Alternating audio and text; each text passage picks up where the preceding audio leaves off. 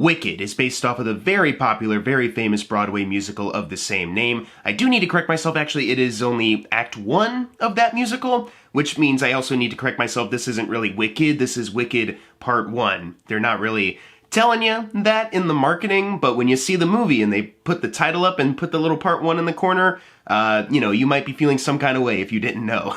Look, if Warner's can do it with Dune, then so can Universal, whatever, who cares? This movie, of course, traces the origins of the Wicked Witch of the West, her name being Elphaba, played by Cynthia Erivo, and this is going back to when she was in school, Shiz University, with Glinda, the Good Witch of the North, this time played by Ariana Grande, going back to when she was actually kind of a mean girl, like very popular, very, famous, but mean girl kind of character, and on the other side of that coin, you have Elphaba, who might not be as wicked as tales say. I was really excited going into this movie. I have seen Wicked live about like elementary school kind of time period for me. It's been a long time. I obviously didn't see it on Broadway. It was just touring and it came to our area. Saw it, loved it. Have not seen it in full since. I still every once in a while will go back to specific songs just to hear them because it is a great soundtrack, but I have not seen the play in full ever since I was I guess if I had to guesstimate 10, 11 sometime then. Obviously you can find bootleg clips on the internet of them performing the songs live on Broadway or any other stage production, but as far as a professional recording of the show, as far as I know, there's not really one. So I don't know, if you've never seen it live, you might have seen it in full, just with all of the bootleg clips that are out there. Point being, I have not seen it in full since I was a wee small child. I've also not read the book by Gregory Maguire, which, the musical takes a lot of details from. So I was excited to see the movie adaptation. It's been in the works for a very long time. I was nervous, though, when they did announce the news that it was going to be split into 2 parts.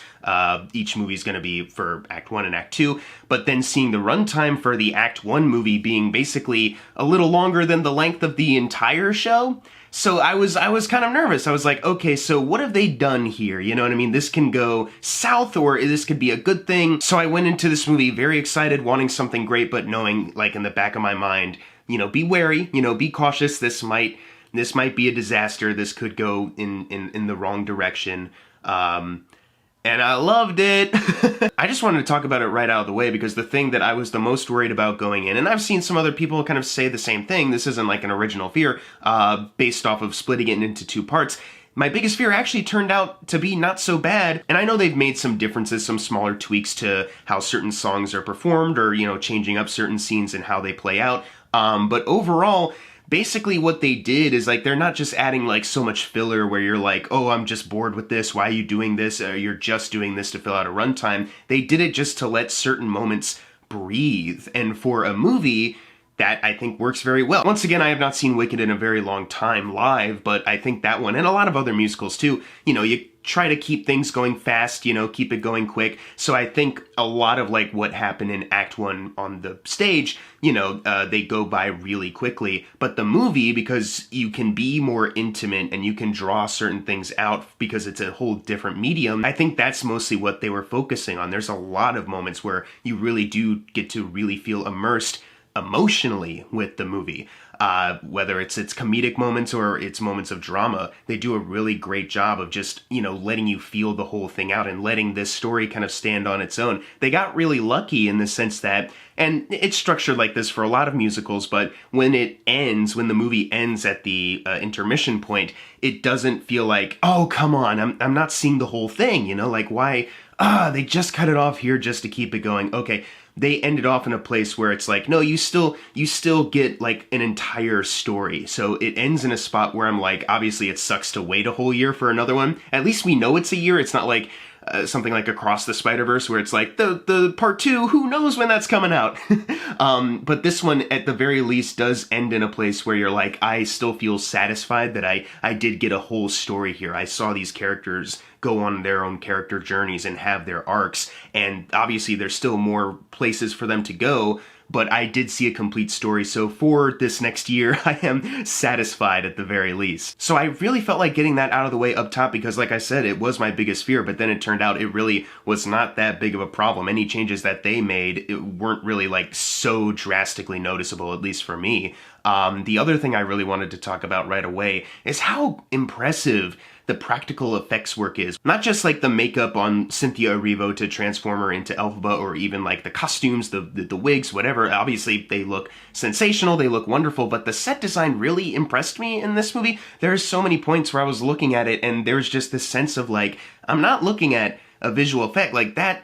That looks like very real, and obviously they did use visual effects to kind of like finish up certain things, like, you know, complete the scenes, but when you go online, there are videos of them constructing these sets, and you see just how big and elaborate they are, and it's like, man, that's some really great work, you know, and I think it just helps the movie overall, because when you get to these musical sequences, John M. Chu, the director of this film, really knows how to helm a musical. You know, the movie starts with the song No One Mourns the Wicked, and there's a small little snippet where you see Elphaba's parents before she was born, and there's this little bit where they're singing and the camera is just flowing. There's no like abrasive cuts, and you're just seeing this choreography, this fun, quick, snappy choreography playing out with the camera moving so perfectly, and I was like, oh, this is going to be great. I was like relieved in that instant. You know, I was like, I don't have to worry about anything else because John M. Chu knows how to make a movie musical. And I should have known. I loved In the Heights. I thought that was a really great movie that he also directed. So it makes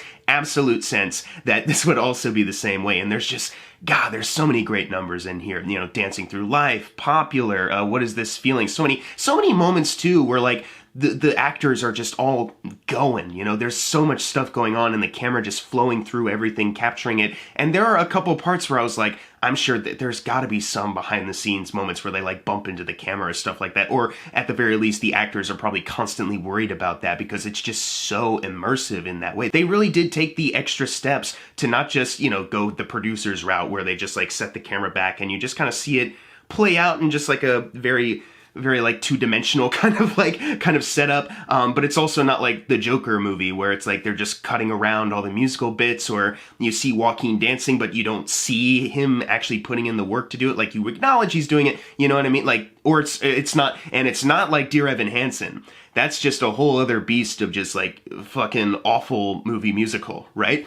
This one really nailed the first thing that you really have to nail when you're making a movie musical, which is the musical sequences themselves. I was just endlessly entranced by them, and everyone does a really great job singing in them. And it helps that everyone in this cast can really sing. You know, obviously you have your two leads, Ariana Grande and Cynthia Erivo, but even Jonathan Bailey can sing. They have Ethan Slater from the SpongeBob musical, the Broadway musical. He can really sing. Jeff Goldblum, who he has a couple like jazz albums, and he has a really great voice for like more like vocal jazz, like kind of improv, you know, play around with the melody, stuff like that. So there was a part of me that was like, how is he gonna fit with like Broadway musical? Because The Wizard does have a couple songs, so I was like, how's he gonna work into this? And obviously we'll see what happens when part 2 comes out next year. But at least his main song in this film, he did a good job with it. I think it helps that him playing that character, he's just so much fun. It helps that like The Wizard, everything about his characteristics just lends itself to a good, fun Jeff Goldblum performance. So when he's singing this kind of like dream-like kind of like little lullaby, like ballad kind of sounding song, you know, his like personality and quirky voice really helps that. So this isn't a movie musical where you have that one actor who's like, well, they're trying, but oh, it's just not as good as this, or blah, blah, blah. This is like a movie where they have everyone on their best as far as like their vocal performances. So obviously I've been talking up like the writing, the pacing of the film, the craft, the, you know, practical effects, the visual effects that they have, costume design, set design, makeup, the singing, the choreography, everything, cinematography. How is the acting? How are the actors? Of course they're fucking awesome. Like, do I have to build that up? Or do you really think they dropped the ball for that? The thing about Ariana Grande, who is sensational in this movie, by the way, the thing that some people are quick to overlook or just like not look into at all, is that she was like on Broadway at a very young age. 13 the musical, that also had Elizabeth Gillies, and then they obviously went on to do Victoria. So she's more than just like pop star. I feel like a lot of people are just like, yeah, she's like a pop star. She does like pop music, and maybe she'll do a cameo every once in a while in something where she's kind of playing herself. She is like still a very talented, not just Broadway actor, but also comedic actor. And there's so many points where I was like cracking up. The whole theater was just totally in tune with her comedic performance, but she also is a good dramatic actor as well. So as far as like people being surprised, it's kind of, I'm glad that they're enjoying it, but there is a part of me that's like, she's, she is good. Like, she is talented. So I'm surprised at how surprised people are. You know what I mean? It doesn't take away that she is sensational at this. I've re-listened to her version of Popular a lot recently. She's fantastic. Cynthia Erivo is obviously the main star here. I've been a fan of hers ever since The Bad Times at the El Royale movie, where she's a kind of a lead in that with Jeff Bridges, like co-lead those two. She's great in that movie. She's been good in other stuff. Obviously, she was in the Color Purple Broadway show. And of course, she is sensational as Elphaba in this. Elphaba, I think emotionally, like, you have to really nail that. She's dealing with a lot. People are scared of her because she is green. It's allegory for bigotry.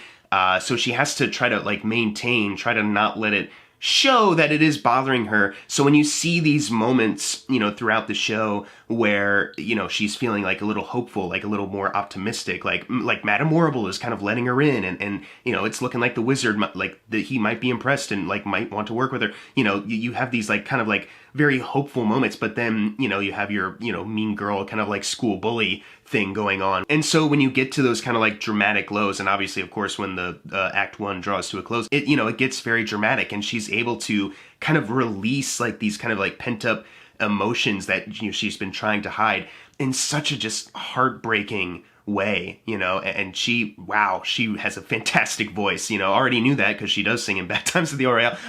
But in this movie, she has to sing some songs that are, made classic by Idina Menzel, right? And it's hard to fit into anybody's shoes when you're doing these kind of like Broadway shows in general, but now you're doing something that more people are going to be seeing, especially, think about like Broadway or like musical theater in generals. You can maybe afford like the more local ones, but some big shows like that, not everyone can afford to do that. And also it's mostly in New York. But this is something that's going to be more widely seen. So I'm sure there's like a lot of pressure when you do step into that kind of role, but man, she had nothing to worry about. She's fantastic in this, like singing that just like brought tears to my eyes. That can happen with the best of musicals for me, but here especially, like Defying Gravity, is a classic for a reason. It's just a wonderful arrangement, wonderful orchestrations, and then you have these two amazing vocalists, making up that song at the end.